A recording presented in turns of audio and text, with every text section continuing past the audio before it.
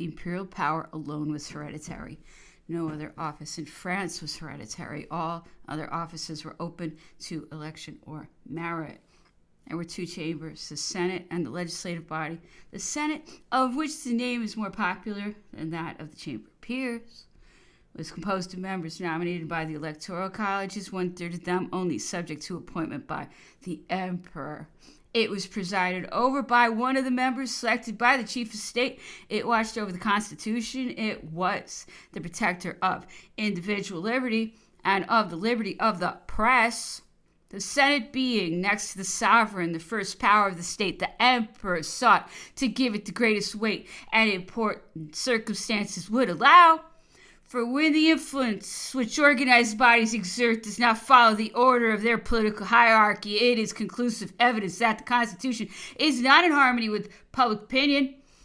It is in such case a machine in which the wheels do not work well together. Therefore, to give influence to the Senate, the idea of the emperor was not to make of it simply a tribunal or an asylum for all the ministers whom public opinion had condemned, but on the contrary, to compose it of all the high excellences and to make it the guardian and protector of all the liberties of the nation, to render the senators independent and to attach them to the soil of the provinces. There were established in each arrondissement of the Court of Appeals a senatorial estate returning to the incumbent senator 20,000 and 25,000 francs income for life.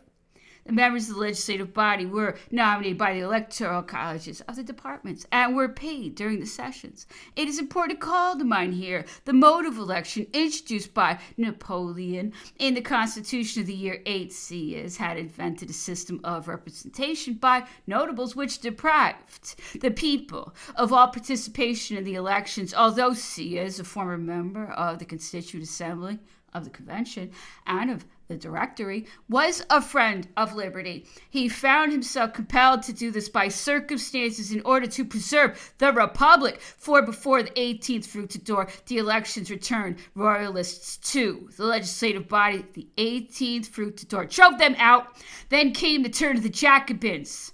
The 20th Floreal eliminated them, but in the following elections they appeared to maintain themselves and took measures to dismiss their rivals. There was nothing permanent. It was each year, as Thibodeau himself says, a triumph of a party.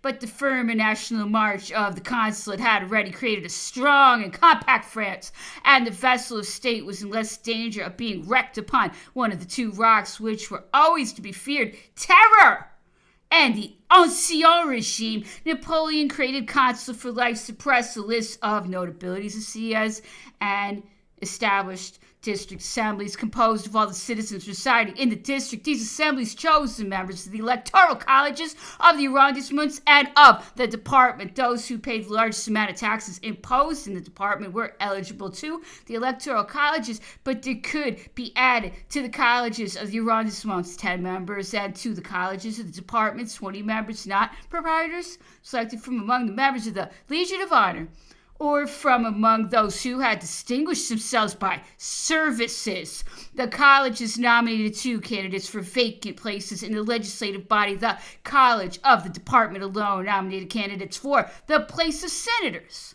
One of the 2 candidates must be taken from elsewhere than the college making the nomination.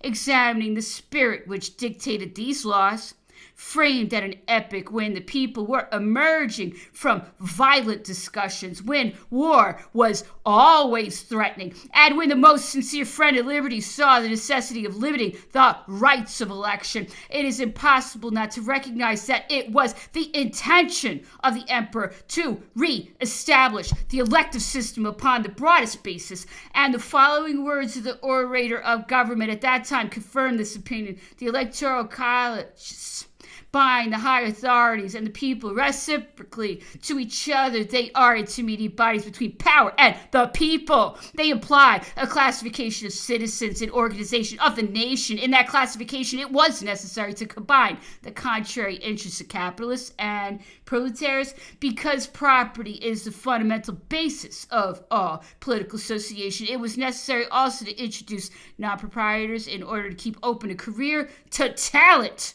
and to genius. genius. The Council of State was one of the most important wheels of the machinery of the empire, composed of the most distinguished men. It formed the Privy Council of the sovereign. Its members free from all constraint, not intent upon producing an effect, and stimulated by the presence of the sovereign, wrought out the laws without any other preoccupation than the interests of France. The orators of the Council of State were hired to present for the acceptance of the chambers the laws which it had prepared.